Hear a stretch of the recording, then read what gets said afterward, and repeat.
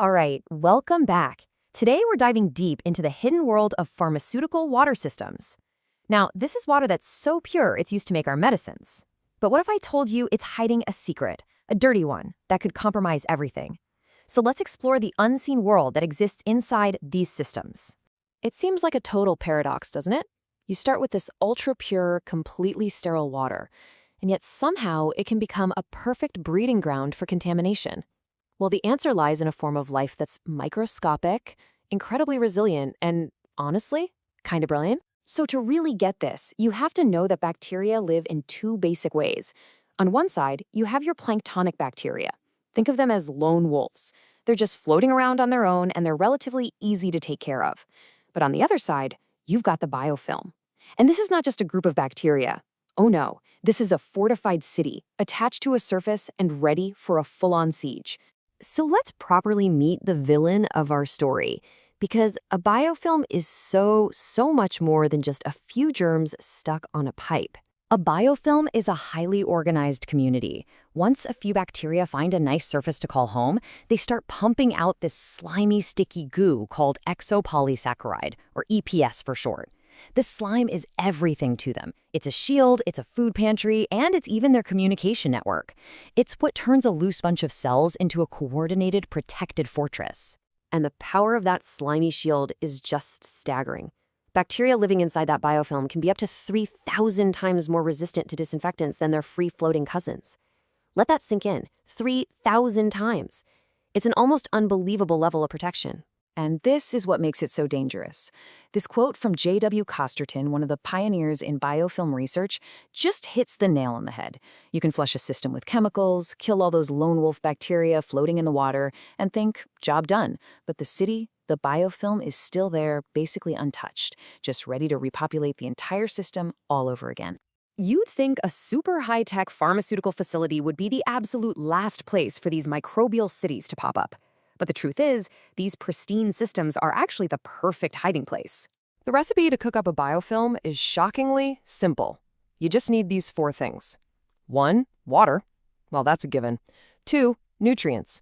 And they don't need much. Even the tiniest trace amounts in purified water is a feast for them. 3, a surface. The inside of any pipe, tank, or valve is prime real estate. And 4, you just need a few of those planktonic bacteria to find that surface. You'll find all of these in even the cleanest systems. And it all happens so fast.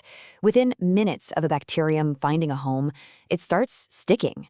Within a few hours, that attachment is irreversible. You can't just wash it away. Give it a couple of days, and it's building little neighborhoods of microcolonies.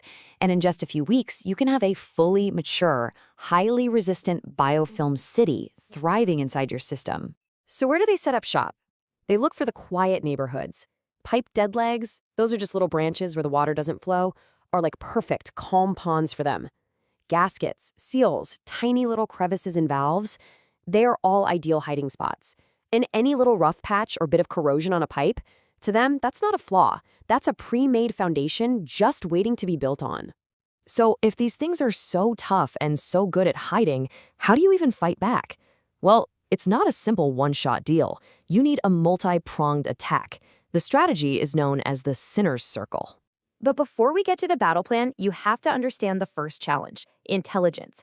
Why is this enemy so incredibly hard to find in the first place? It's because taking routine water samples is almost useless for finding a biofilm. Remember, the city is stuck to the wall of the pipe. Taking a sample of the river flowing by doesn't tell you what's happening in the city. You could get a perfectly clean water sample while just millimeters away, a massive biofilm is thriving. Or a chunk could break off right as you're sampling and give you a crazy high number that you can never repeat. It's just misleading. And this is where the sinner's circle comes in. To successfully destroy and remove a biofilm, you need a balanced attack using all four of these factors. Chemistry, that's things like detergents and sanitizers.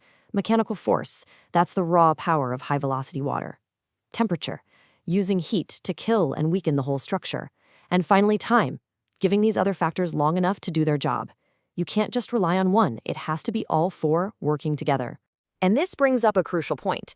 Killing the biofilm is not enough.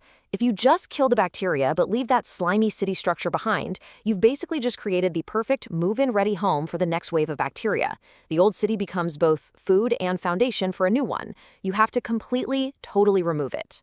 And this is why the ultimate strategy isn't about fighting the battle better, it's about preventing the battle from ever starting. The real victory is won through smart, proactive design. And these are the blueprints for that victory. It means rethinking the entire internal environment.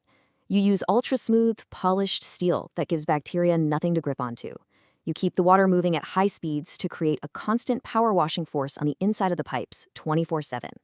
You engineer out any dead legs where water can sit still. You use special valves that don't leave any crevices. Basically, you design every single part of the system to be a hostile environment for a biofilm. This all leads to a simple but really powerful motto. Keep it running. Stagnant water is the enemy. Constant motion, constant flow, that is the key to prevention. A system that is always running is a system that is always cleaning itself. And that brings us to the final, and maybe the most important takeaway here.